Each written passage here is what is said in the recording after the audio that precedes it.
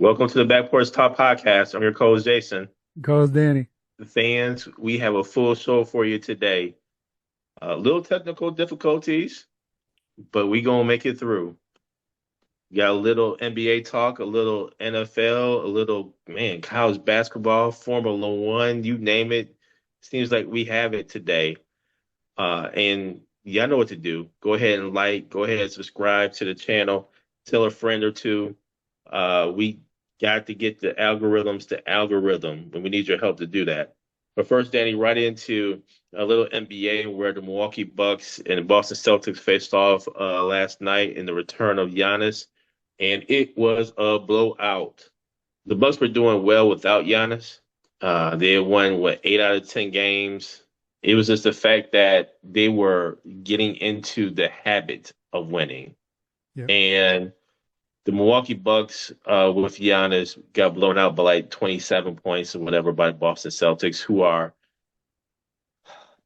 Boston Celtics is doing pretty good considering they don't have Jason Tatum. They haven't had him throughout the course of the year. They're starting to make this playoff stretch, this playoff run. They're getting right. But the Boston Celtics, I don't like their offense at all. But you have to give credit where credit is due. They're the second and third, I want to say the third seed in the Eastern Conference, and they're just making things happen.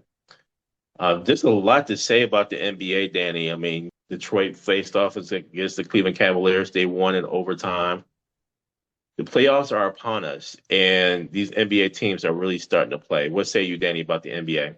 It was pleasant to see Giannis return last night to the Bucks lineup, and we know he's going to be rusty. He's on a minutes restriction, Hmm? which they mentioned last night. But I think, man, that game Sunday against the Bulls, they carried that into last night's game against the Celtics, where they were destroying the Bulls, and the Bulls went on a 27-0 run, ended up winning by like 20.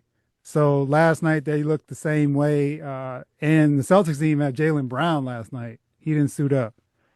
So that was that was just disappointing from the standpoint of you get Giannis back, got the Celtics in at the house, one of the top teams in the East, and you lay a dud. They're currently 3.5 games back of Charlotte for the 10th spot, Mhm. and they play Atlanta tomorrow, who's in the 9th spot. So big game. And Giannis made the comment, every game means something now going forward. They have 24 left, and let's see what they can do because, like you said, man, they're starting to get some mojo. KPJ, was leading the team. Ryan Rollins was playing well. Portis. So now they just need to integrate Giannis and see what they can do. And I look forward to the playoffs, Danny. I'm just hoping that the uh,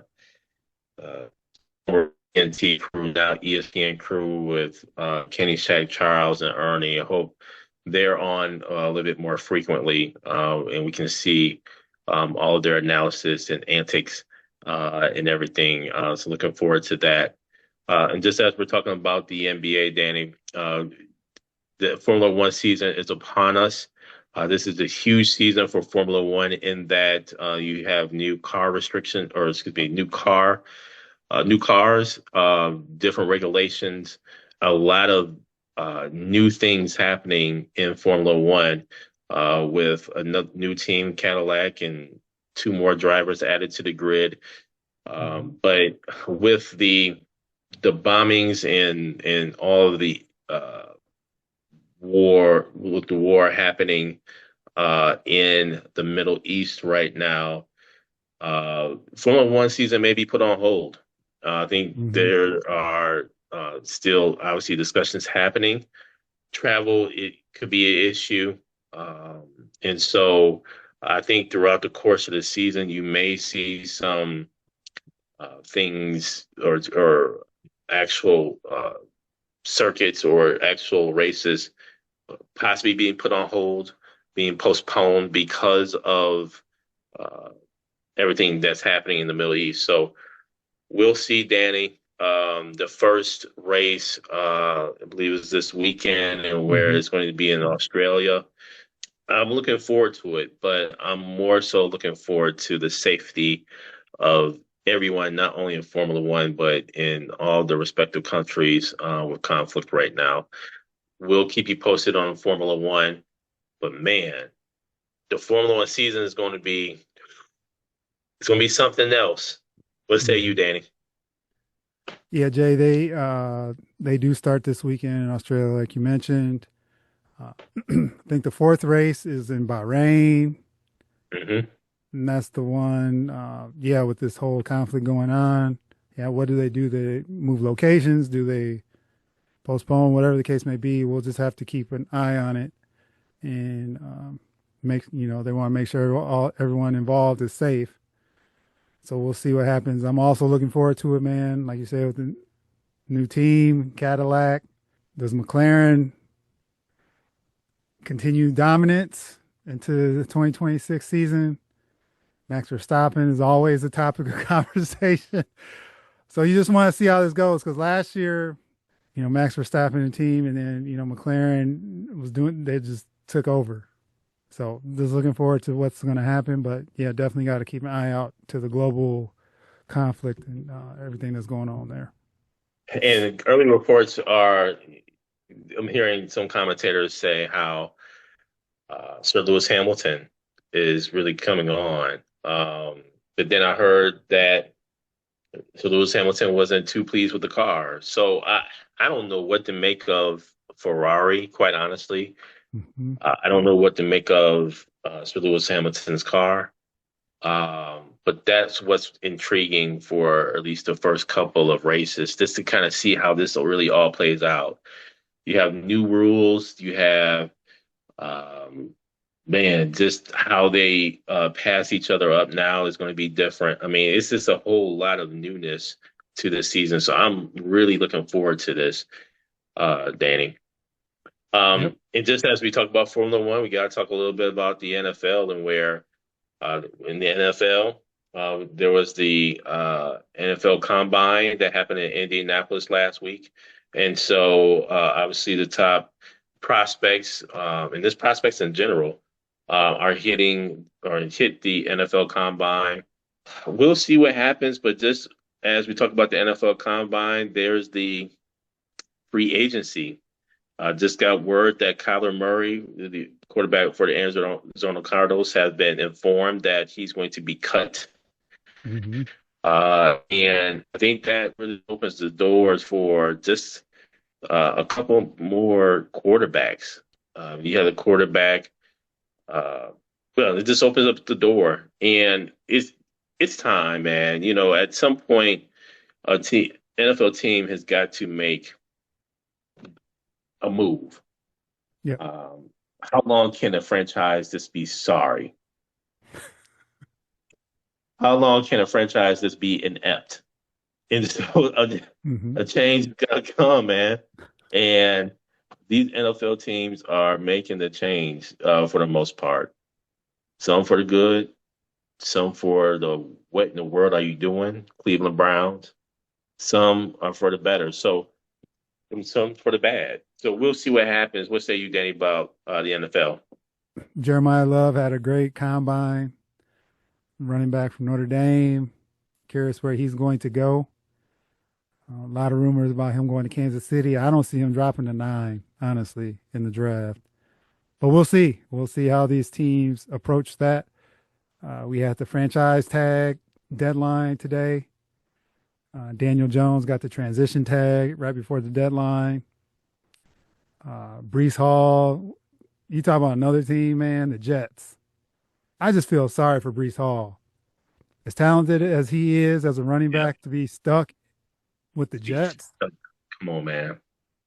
Come I was on. hoping, man, he would get traded last year at the deadline. But now, he's getting tagged. So he has to play it out or he don't get paid. So that's unfortunate there. And I'm curious to see what happens with Tua. Does he also get cut ahead of the free agency starting next week? So a lot of positioning will be happening, especially with these quarterbacks, because there are a lot of teams that need a quarterback. but you're just kind of moving junk from one team to another, depending Yep. on who it is. But if you look at like Kyler Murray, if a team doesn't have to pay much for him, why not take a chance? I know he's small, but you look at someone like Minnesota, for example. Does he help? Does he not? So there's a lot of situations where even Tua, and I look at like Atlanta with Michael Penix. If they're going to get rid of Kirk Cousins, do they bring in like Tua or somebody like that if it's going to be cheap? You know, Hmm. because you Hmm. don't have a lot of cap space. So we'll see what happens there. But a lot of action is always happening with the NFL. So looking forward to free agency starting next week on the 9th. And you know who I'm really interested in? I'm interested in Malik Willis, man. Mm-hmm. Backup quarterback of the Green Bay Packers, who over the past couple of years at least have has been tremendous for the Packers. And I just want to see him in a role, starting role, where he has his own team. I think he's going to do well, man. And I think that's what the Cardinals may be thinking. That could be what especially the Miami Dolphins are thinking. Think about it. Miami Dolphins head coach came from Green Bay. Yep. And so maybe there's some ties there. So maybe there's even ties over in Pittsburgh. Aaron Rodgers, yes, he got one more year, but I don't think Malik Willis wants to be another backup. I think it's time for him to be a starting quarterback where he gets paid. And so I'm interested in seeing where Malik Willis actually lands. And now, Danny, on to just a little bit of college basketball. And where college basketball, March Madness is upon us. Conference uh, tournaments are going to start happening here. And I'll just say this, bring March Madness on. I think this year I've looked at a couple games here and there, and obviously Duke, Arizona, your Michigans, yeah, they're going to be in the mix. Um, I'm curious to know more about those mid majors, those surprise teams. Houston, I believe, had a problem, and they went on a 3-game losing streak or something like that. And Yep. so I'm interested to see how they dig out of that. But nonetheless, Danny, I'm really curious as to where the conference championships go and who the conference champions are going to be. What say you about college men's basketball, in particular the conference championships? The exciting time, man, when you get those games where you lose, you know, you're out. Especially like you mentioned, the mid-major conference tournaments where there's so much excitement, and you see these college players going for it all, man, trying to make it to the tournament, and hopefully they're not in that silly first four nonsense on Tuesday and Wednesday, which is I'm gonna get into that right before the tournament. I always do, but it's still lame that they put a mid-major conference tournament winner, championship winner in that first four. It should be the major conferences playing in that, the teams that Mm, barely make it in, like the 12 seeds and, the first four mm. out. But no, man, just looking forward to the next couple weeks ahead of the selection show. But one thing of note this year, man, is, with Charles and Kenny and Ernie being with ESPN, no longer being a part of the CBS Yeah. Yeah. telecast. So that's going to be one part that I will Hmm. be it'll be a little sad to see, man, because I like their input, Yep. getting into Same there here. and everything. So that'll definitely be a change. So I have to check to see who actually will be a part of the broadcast teams. But Mhm. I'll worry about that in a couple weeks. So just looking forward to these games and see how they go.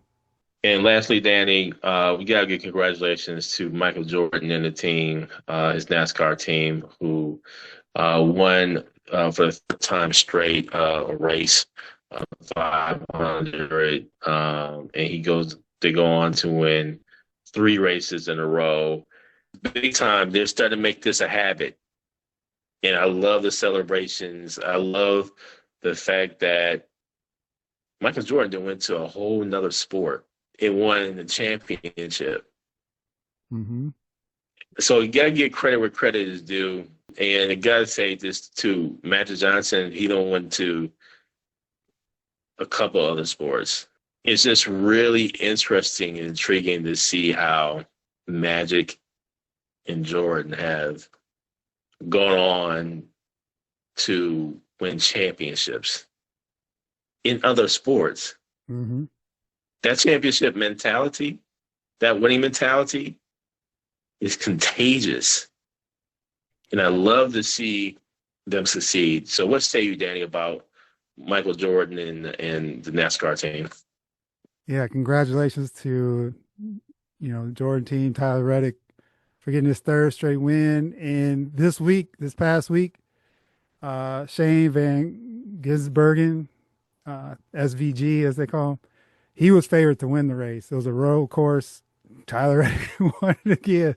And the first two races, Jason, with the Daytona 500 and Auto Trader, those races are usually just open field, a lot of crashes, usually racers in the back or drivers in the back usually win those just due to the amount of wildness going on, man, in the front for the races. And Tyler Reddick has won 3 in a row. Now we get to see if he wins 4 in a row. Players we grew up watching from the NBA perspective, branching out, and the brand is strong and just constantly winning. And, obviously that helps their pocketbooks. So congratulations to them on that front too. So we'll see. We'll see what happens and see what Tyler Reddick can do in the next race, NASCAR race. Thank you for joining us at Back Porch Talk Podcast. You can also join us on Twitter by tweeting us at back_podcast. For more information, you can go to our website, which is backporchtalkpodcast.com. You can also email us at backporchtalkpodcast@gmail.com. Again, thank you for joining us, and remember that there's enough hate in the world, so go ahead and spread a little love.